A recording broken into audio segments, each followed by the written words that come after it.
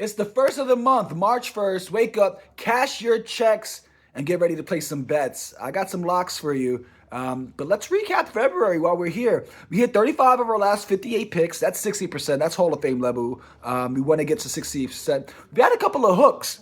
Could have potentially got to that 63, 65% range, but we won't dwell on something we did great. At one point, we hit 8 straight. That was when we had 2 sweeps in a row. We had 4 sweeps in total in February. We had a great All-Star break and 6 sweeps total for the year. We are up in February alone, which is a short month, which has about a week of All-Star break, and we're up over 10 units. Within the month, we hit some great parlays. We're in at plus 39.83 was our big dog. Then we hit what I like to call some practical parlays or some long shot plays. We've seen one at plus 383, plus 400, and plus 343. Last night, 3-2. The rough one. Felt like we should have went 4-1. Let's go over. Michael Porter Jr. under 17.5. I thought I had a shot here. Dude absolutely lit it up. We'll stay away from the under points props for Michael Porter Jr. He had like 28. He crushed me on that one.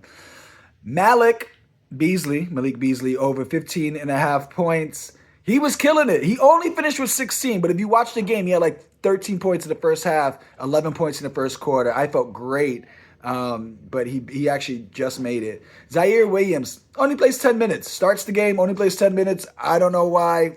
I feel like I got swindled there. They stole my money. Adviha did not play. I was going to win, though. That RA line was too high. We took Grady Dick at 12 or more points. Last time I checked, it was the end of the third quarter. He had 12.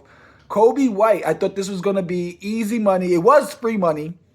Under 8.5 rebounds plus assists. It was cruising. He had like 2 or 3 going into the fourth. Finished with 7, but it was easy money. Now let's jump into these picks. I did the research deep into the night last night, and I got 4 for you. I got 4.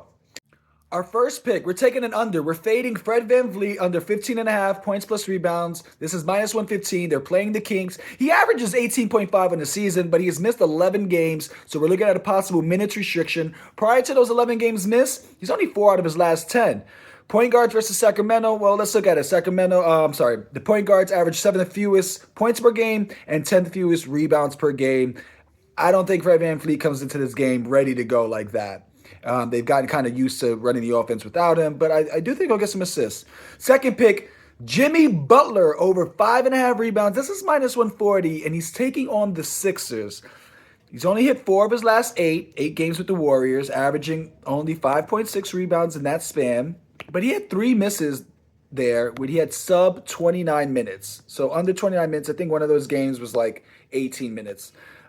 Last 5, Golden State has only allowed 103 points per game. So there's going to be plenty of opportunities for rebounds if they're locking down like this. And they're also they're offering the 11th fewest free throw attempts. So they're not getting free throws. They're getting actually field goals up. And that's what we want when we want to get rebound opportunities. Then there's always the question, is this game personal? Jimmy Butler, I think, despises the Sixers as an organization. If you don't remember, he was leaving the Sixers yelling Tobias who and all that crazy stuff. Does Jimmy ask Steve Kerr for a couple extra minutes to take the guys out back and show them who's boss? I don't know, but I do think Jimmy Butler will have that chip on his shoulder. He's a blue-collar guy. Rebounds should be pretty easy for him. And let's move on to pick number 3. Same game. Taking Pajimski.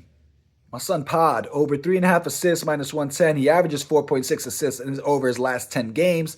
And he's over in 7 of those last 10. Philly allows 7th most assists per game in general. But when it comes to shooting guards, the average shooting guards get the 6th most assist point per game when facing Philadelphia. And then my final pick, this should be easy money. I really think we got a winning night here, at least 3-1, if not start the month off with the sweep. We're taking Brook Lopez over 1.5 3 points made, minus 135. He averages 1.8 3 points made, but 2 per game over his last 5. Last 5 games without Bobby, he's taken 33-point attempts versus the previous 5 games with Bobby, he's taken 20.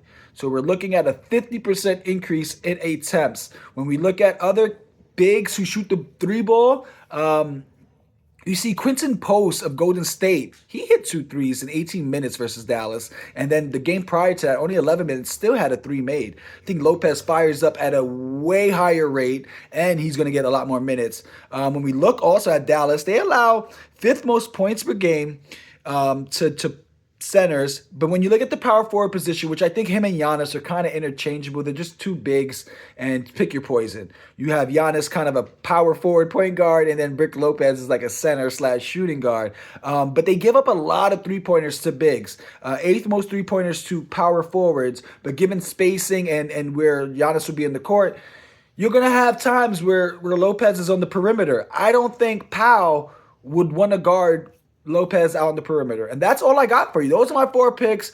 Let's get Saturday right. Let's get this Monday right. Let's have good coffee and get that money. Talk to you tomorrow.